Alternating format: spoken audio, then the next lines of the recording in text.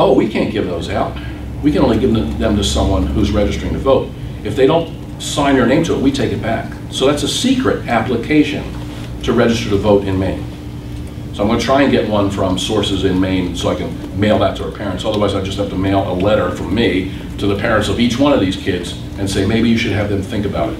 Hopefully, the ACLU will run out of litigants. They may never run out of stupid, gullible college kids, but hopefully they run out of litigants. So that's where we're at right now. So we're gearing up for the 2016 elections. The Democrats have bated breath. They are excited about this. They can get every college student registered in New Hampshire to vote here and then disappear.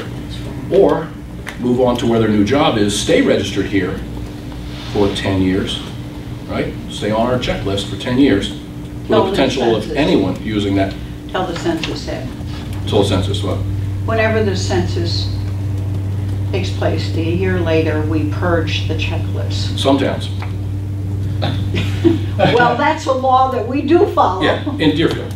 So, not all of them are the same. I have some information on that later. But here we have, it's interesting that the New Hampshire State Supreme Court could not figure out what domicile is.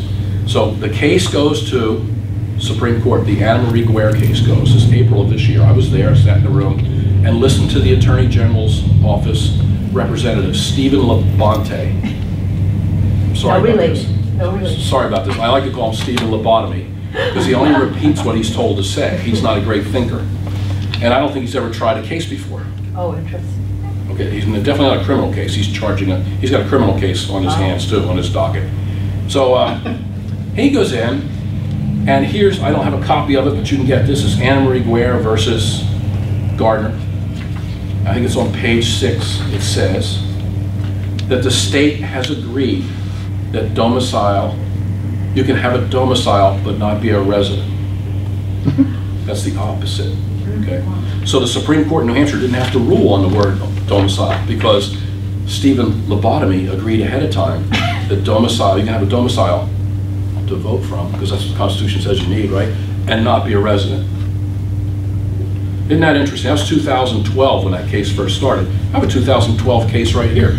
This is called State of New Hampshire Supreme Court number 2011-0662. It's Honorable Marshall Lee Quant et al. Versus William Gardner. And it's about redistricting. So redistricting is kind of a funny issue because our Constitution in Part 2, Article 11 says that the districts have to be contiguous, right? Contiguous is kind of an iffy word, right? I don't know. Contiguous is, either one of these. Contiguous, C-O-N-T-I-G-U-O-U-S, from memory. Okay, thank you. Okay? Now, the Supreme Court in the state of New Hampshire gets this case about redistricting. Somebody wants to overturn a law that was passed by the legislature regarding redistricting. Lee Quant and his buddies didn't like it. So here's what they, I want to get this right. Here's what they argued. It says, in addition to guaranteeing, this is what the court rules, you know, part of what they're, here's what we do when we rule on a piece of legislation, similar to the law the legislature passed about domicile. RSA 6625 impermissibly manipulates the boundaries of towns, wards, and unincorporated places. In addition to guaranteeing that towns and wards with sufficient population shall have their own district, one or more of representative seats, New Hampshire Constitution Part 2, Article 11 states, when any town, ward, or unincorporated place has fewer than the number of inhabitants necessary to entitle it to one representative, the legislature shall form those towns, wards, and unincorporated places into representative districts which contain a sufficient number of inhabitants to entitle each district so formed to one or more representatives for the entire district. In forming the districts, the boundaries of those towns and wards and unincorporated places shall be preserved and contiguous. That was the argument. Just contiguous. What's the Supreme Court to do? The language is, here's what the Supreme Court says, the language is clear and unambiguous. By way of further linguistic assistance, we turn to Black's Law Dictionary. Suddenly, you know, the same year that they got the Hannah Rivers case, they're looking at Black's Law Dictionary, but they don't want to look at it when it comes to domicile for voting, do they? It says Black's Law Dictionary, 8th edition, page 338, defines contiguous as touching at a point or along a boundary. It is undisputed that RSA 662 breaks up certain towns and wards and devises multi-member districts with no land borders, in other words, not contiguous. And that's pretty much what they do there. If you check the Supreme Court's decision, you'll find in decision after decision after decision, if there's an argument over a word, such as domicile, they go to Black's Law Dictionary. That's all I'm asking them to do. Just simply open up Black's Law Dictionary, 4th edition, it's right there. Or any, Webster's, anything will tell you what it is. So when Stephen Levante from the Attorney General's office goes to the Supreme Court and says, oh, I'm going to argue in favor of the voters in this state instead of people who are coming across the line, venue shopping or vote stealing, when I want him to defend my vote, he doesn't know what domicile means and agrees that domicile means residence and residence means domicile. So that's where we're at with this. And we also have, let me see, we have the Neuberger versus Peterson. I got it all covered. Then you have these people, friends of ours from the ACLU. This is domicile versus resident, a matter of ballot access. This was found in, I think, a business paper, somewhere in New Hampshire Business Review. It's Secretary of State William Gardner recently made public comments that threaten the fundamental right to vote held by citizens who live in New Hampshire and call this state home. Funny thing, I was asked to do this same sort of workshop last year at this same venue, the same deal, Constitution Day. I had an hour and 15 minutes, and later on that day, Bill Gardner was supposed to come in and get an award for being a fabulous Secretary of State. So I had some people who came to my workshop go out and talk to him. One, I think, might have been Dave Scott. Did you chat with him last year? I don't think so. You didn't make it? I know, I looked over and saw people going like this to Bill Gardner. We were supposed to have a period where we got to ask questions, people got to ask questions from the audience, and he and I and some other people would be on the stage, and they got canceled, unfortunately. So on Sunday, whatever day it was of the Constitutional Studies event, I got my hour and 15 minutes. He got his opportunity to meet some of the people that were there, and on Wednesday of the following week, he went to the Union Leader, and there's a big story about New Hampshire has a problem with drive-by voting. By William Gardner. He goes in, surrenders himself to the paper, and says, I've seen it myself. Hell yeah. Ed Naile's been handing it to you since 1999. You know? Buses, you ever hear stories, wild stories about buses bringing in out-of-state voters? Yeah, they do. Because we caught, one of the first things we ever caught was a busload of students, thanks to Harriet Cady, that went into Deerfield and voted from Bear Brook Park. They voted from a road that does not exist and a building that does not exist. So I put their names on the internet. There were 19 of them. You gave me the copies. 22. Yeah, I got 19 copies is what I got. Yeah. There were 22 altogether.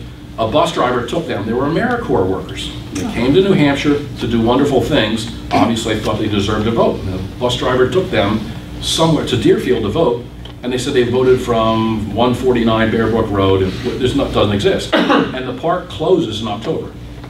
So if the park isn't open, how did you vote in the empty, how are you living in the empty park if it's closed? That's your domicile? So I put on the internet, low-life dirtball, and some of them actually responded by email. How dare you call me this or that? Well, where were you really? If you couldn't have been there because the park was closed. Well, we were camping in Suncook. Okay. Didn't you lie to a public official? No. That's where the bus driver took us to vote. I said, well, when you went in to vote in Deerfield, you were camping in Suncook, which you just told me, and I have the email, and then you said you were from a closed park, from an imaginary road. There's never been a Bear Brook Road in Deerfield, there's not now, and there's an imaginary address on that road. So I never hear from them again. So I just keep pounding on that. You know, I know who they are, so I keep their names handy. So that's what we found. In 2012, in North Carolina, we have in the town of Pembroke, a bus pulls up and a bunch of young people voted. It was a basketball team going to North Carolina for a game from another state. And that Pembroke case was part of what spurred North Carolina to change its laws and get rid of same-day voting. They got rid of same-day voting. They limited the 17-day window of opportunity to vote early down to 10. And the ACLU and I think Eric Holder sued the state of North Carolina for the right to vote, to stop that law from going forward because it was racist. Well, after the law was passed and they had their election, more blacks voted with the new law than did before. Apparently black people like clean elections and they show up in larger numbers. So that law, which we should have here as a mirror image, follow that, was just recently approved by a federal court as not racist, not unconstitutional. So you can change these things in the legislature.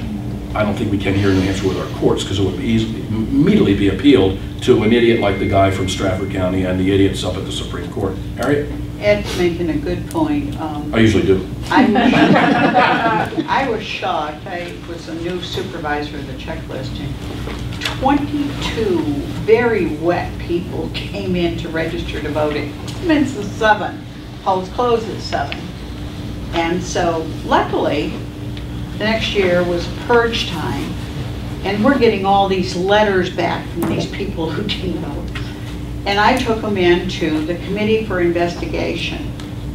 The letters, the registrations, I had them all because we were taking them out and would have thrown them away. And Senator Clegg, who was doing the investigation, turned them over to the Attorney General's office. The point to all this is the Attorney General, once again, falls down on the job and says, we can't find them. Ed found them, but we can't find them. We still have the originals, I believe, in our records. The other thing, to make a point of what you're saying, I go up to testify in election law. I served in election law when I served in the legislature. And damn the League of Women Voters. They'll sit right there and lie. And I've caught them. I don't know how many times. I'm a supervisor of the checklist. I tell the committee that isn't true. And she'll sit right there and do it. I can't be there every day, but they're there every day that there's testimony. So once again, we're being put down by people who, I don't know if they're paid or how they get there. They're there all the time. Yeah, sometimes they're activists, that they'll do anything, live like paupers, kind of like me, to get this thing done. That's just their one goal in life is to destroy what we have in New Hampshire, the socialist workers' paradise. This woman from the League of Women Voters says, well, a person should have a right to vote just because they're out of their state at the time of the voting. And I said, but they have the right to vote. All they've got to do is send for an absentee ballot. Yeah, no one's ever been disenfranchised. If there ever was in New Hampshire, I think I would know who it is, besides us. Because every time someone from out of state votes, they've stolen our vote, so we're disenfranchised. Yep. There are thousands of disenfranchised people in New Hampshire. I'm thinking between 8,000 and 10,000 people on the rolls that shouldn't be and voting off and on. But they not just steal your vote. They change your community. Yep. Yeah. Well, your community that you grew up in and you still live in, they're there, they vote for people or things that you never would have voted for, and they change your community. When 1,200 students in Hanover register to vote same day, they outnumber the people that live in the surrounding communities that are part of that district. So you wind up with crazy people from the college towns being in the legislature that would never be elected anywhere else, and they're the movers and shakers that keep some of this election law alive, this bad election law alive. The other part of this is domicile versus resident. This was penned by Devin Chafee, Liz Tenetarelli, Paula Hodges, and Carrie Jenks, and they are all Executive Director of the New Hampshire Civil Liberties. Liz Tenetarelli is President of the League of Women Voters. Paula Hodges is State Director of America Votes New Hampshire. That's right. America does vote New Hampshire. We're what's called a destination election, like a destination wedding. Everybody comes to New Hampshire to vote. So that's exactly what they are. They're not lying about their name. Carrie Jenks is Executive Director of New Hampshire Citizens Alliance. But most of our citizens are probably from Vermont and Massachusetts. The other thing I wanted to point out was the Supreme Court had a second opportunity to take a look at Black's Law Dictionary. I could buy them one.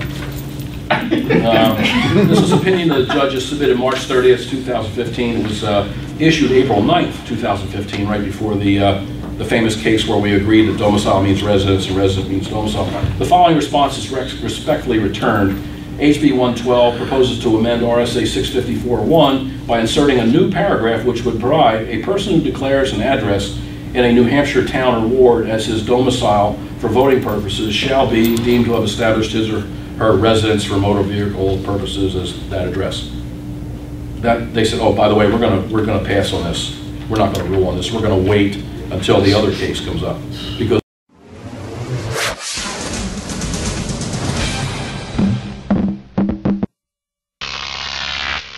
Croc TV.